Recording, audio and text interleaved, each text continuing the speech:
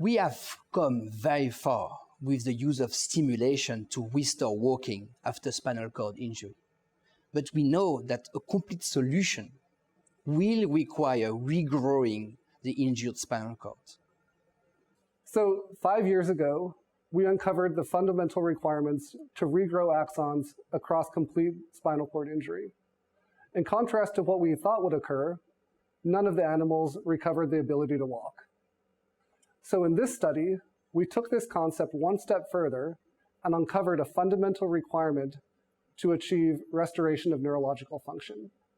And that is, one needs to regrow the axons of a specific subpopulation of neuron and guide them to their natural terminal region in the lumbar spinal cord.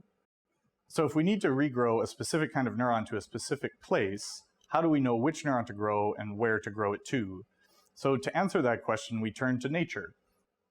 We use single-cell technologies, which allow us to study every kind of cell in the spinal cord and every kind of neuron that is in the spinal cord and how it reacts when animals spontaneously recover the ability to walk. And so when we did this, we found that there was one kind of neuron and that this neuron had to be regrown for the animals to recover the ability to walk. And when we regrew it, they walked, and when we shut those neurons down, prevent them from working, the animals stopped walking.